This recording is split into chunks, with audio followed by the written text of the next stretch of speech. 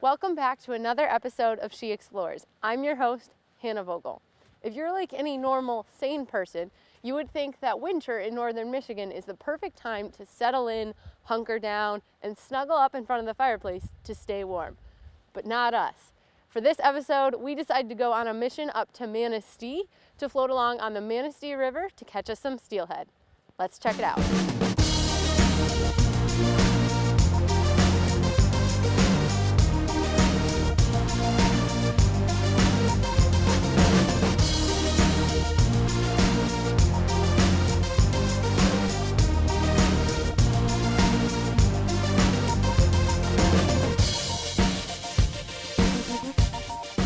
Up north near the Manistee National Forest, we met up with our friends at D-Loop Outfitters. They are well known for providing high-quality guided fishing and hunting trips all over the northwest Michigan wilderness. Our guide, Avery Kiefer, is a Manistee local with tons of fishing experience, despite his young age. I've been actively engaged in fishing since probably around the age of 5. And it's kind of a family tradition is you get your first fishing rod on your 5th birthday. So it's kind of when it all starts. It was really my dad.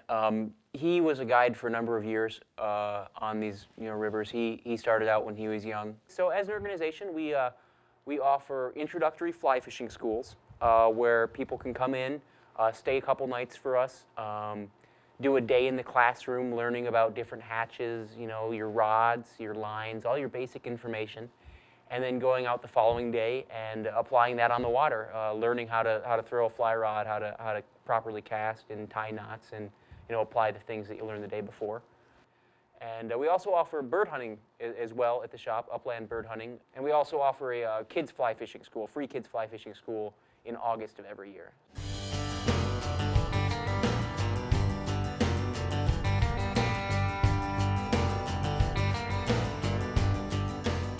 Before our trip, Avery talked us through different types of fishing methods, flies, and baits, and how they vary depending on what you're looking to catch. He even showed us how to tie a fly from scratch.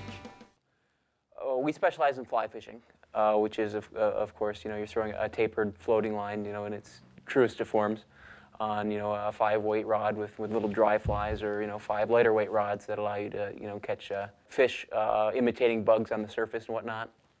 And that's just your typical dry fly fishing. And then we talk about streamer fishing, which is what you're doing is you're running a weighted line with subsurface kind of flies that look like bait fish, and you're throwing those. And it varies from there as well. We have nymph fishing, which is what we do, and we fish that on a floating line as well. You're fishing little nymphs like stoneflies or little beads and stuff like that under the surface, and it just kind of floats through the water column.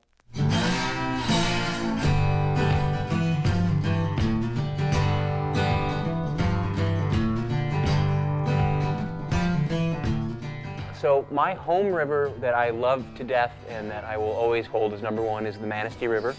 That's just the river that I grew up on, and that changes for everybody. The Manistee River is a large and relatively slow-moving river that winds its way through northern Michigan and primarily the Manistee National Forest. With so much of the land being protected by the Forest Service, it's a fantastic place to hunt, fish, and see all kinds of other wildlife. So the section of the Manistee River that I fish is about 30 miles. There's a dam that separates it from the upper stretches. And from that 30 miles, that dam will prevent salmon and steelhead from going past it. So that first 30 miles of river from Manistee Lake to Tippy Dam, which is right in Wellston, is where you find your steelhead, your salmon, and then you'll get your resident rainbow trout and your resident brown trout, as well as some lake run brown trout as well, depending on the time of year. After learning the basics and putting on lots of layers, we packed up and headed to the boat launch early the next morning.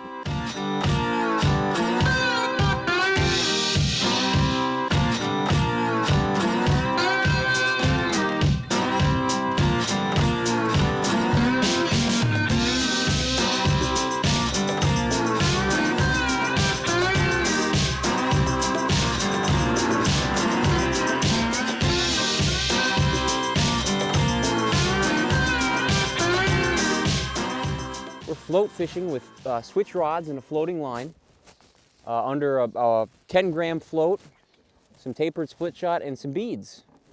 And what we're doing is we're just essentially running it kind of off the side and nymphing down the side of the boat and kind of off the back of the boat. Fishing the float. And when the float goes down, you set the hook. After showing me the basic casting technique, it was my turn to start fishing. And you want to really make sure, you really want to work on the most important part is getting that drag. There's that V off the back of that bobber.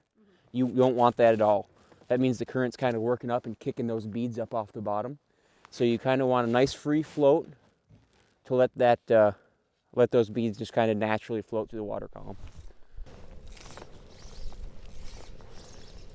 So this time of year, the water's cold and it's really oxygenated, so the fish have some slower metabolisms and stuff like that. So they're hanging out in slow, deep pools because they don't need to hit runs or anything to get the oxygen that they generally need.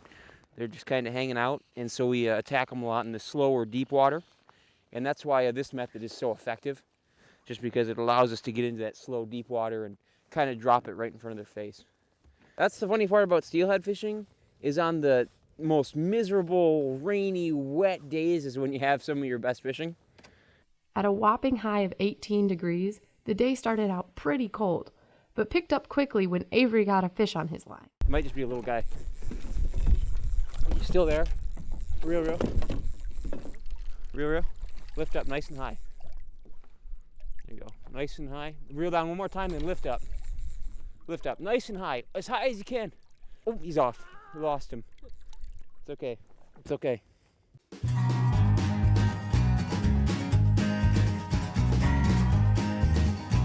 After that, we tried several other spots upstream.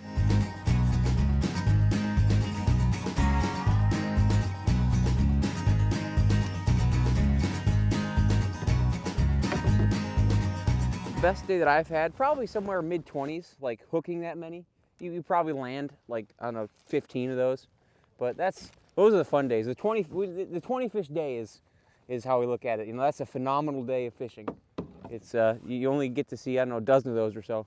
Eventually, I got really excited when I got another steelhead on the line. Here you go. Here you go. Stick it to the side of the boat. Okay. Okay, let it run. Don't let go of the reel. If it takes line, let it take it. Okay. Always off.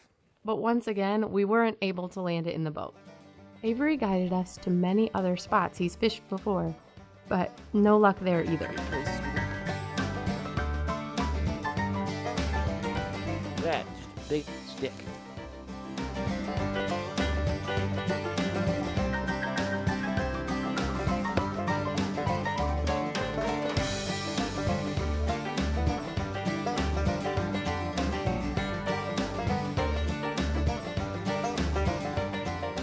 Unfortunately, it was tough to turn back to the boat launch empty-handed.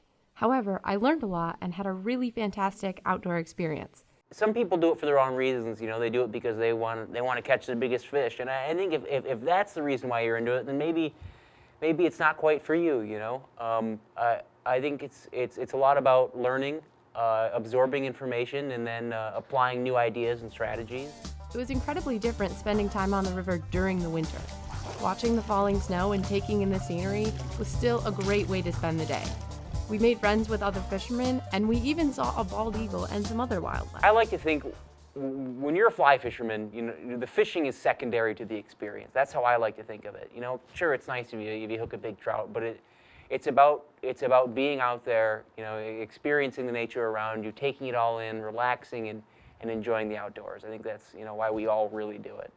All in all, it was a great day on the water that we won't soon forget. Thank you so much for watching this episode of She Explores. We want to give a huge shout out and major thank you to our sponsor for this episode, D-Loop Outfitters, as well as a special thank you to our guide for the weekend, Avery Kiefer. D-Loop offers fantastic guided fishing and hunting trips. Now that we're done with this episode, be on the lookout to see where She Explores next.